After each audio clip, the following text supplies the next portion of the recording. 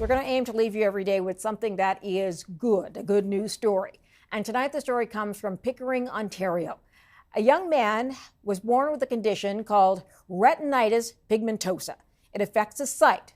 Adam Brown decided he would spread the word about his condition on TikTok to get people to understand what he deals with. It's like if your entire life was in 480p quality. It's a lot of fun. You should try it. But the kicker is, this is a degenerative disease, meaning that my entire life, my vision has been getting worse every day. But the Lord provided a remedy. Adam Brown, I love the sound of your voice. It's awesome. You have such a rich voice, and clearly you enjoy using it. Thank you for joining us. And I know you've had some surgery done on your eye. We'll talk about that in a minute. But first of all, tell me about your condition, because you said it's degenerative. So how much has it progressed? Yeah, so retinitis pigmentosa affects pretty much every aspect of your vision and gets worse over time. And in some cases, it can lead to complete blindness. Now, luckily, I was confirmed to not be the case for me. But yeah, for many people who develop retinitis pigmentosa later in their lives, they do experience complete blindness. Okay, so tell me how it does affect your sight. Mainly, it affects my vision during the night or in darkly lit places like a restaurant. Pretty much anytime I go indoors, it takes my eyes a couple of minutes to adjust to the lighting. So for the first couple of minutes of entering a building, I have trouble seeing things around me. And how does go ahead. Yeah, it also affects my peripheral vision. So it's hard to see things around me or see things at a distance. And pretty much everything is blurrier than it needs to be. So that sounds dangerous if it affects your peripheral vision as well. Yeah, definitely. Not being as aware of my surroundings can be pretty scary, especially when I'm out in public or traveling on my own. How does it? Can you describe how it affects your day-to-day activities? What do you do that other people don't have to do? The main thing is, whenever I leave the house, I gotta take my cane with me, which is this stick with a little marshmallow at the end of it, and I use it when I'm walking. So if the cane hits something, then I know that there's an obstacle in my way and not to bump into it. Yeah, you could adjust. Yes, exactly. Okay, so why did you decide to go online, on social media, to talk about this? Well, I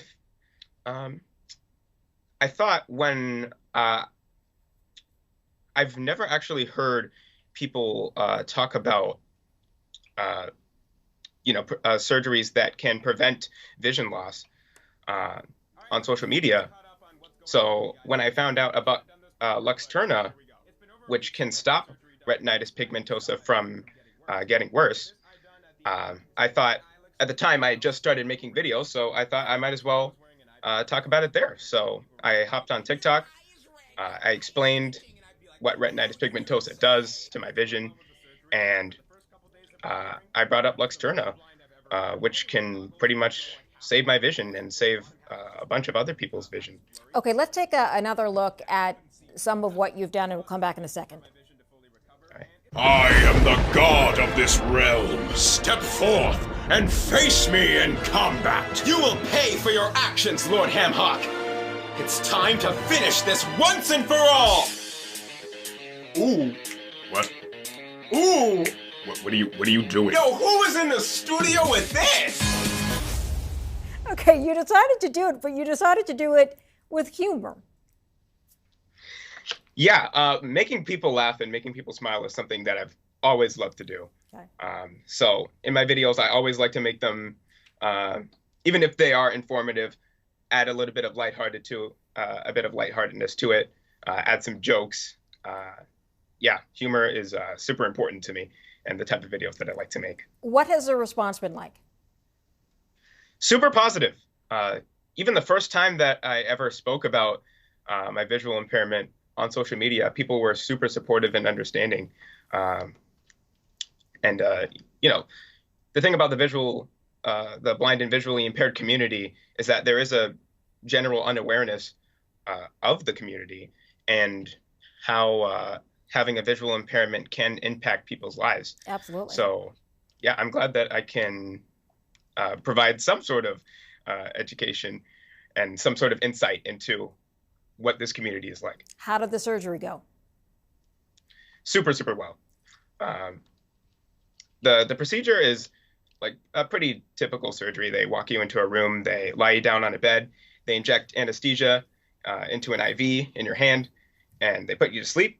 And an hour or two later, you wake up, and they have me lie down for 6 hours. And after that, it's just the recovery process.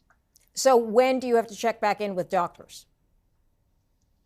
I've had quite a few follow-up appointments Okay. after the surgery. And they're So, yeah, happy. I They're have happy one with the coming. progress you're making. Yeah, even early on, I've noticed quite a few improvements. Mainly, things have just looked a lot brighter, as if you're turning up the brightness on your phone. I've also noticed that it's easier to see during the night, which is huge. When I look out the window of my bedroom, I can actually see the sky at night. Couldn't see it at all at first. It was just pitch black for me, but now I can actually see it. So being able to travel at night might be easier now. I've also noticed that it's easier to see things around me. For instance, my mom would open the doors to the pantry, and before the surgery, I would always bump into them. Haven't bumped into it since I got the surgery.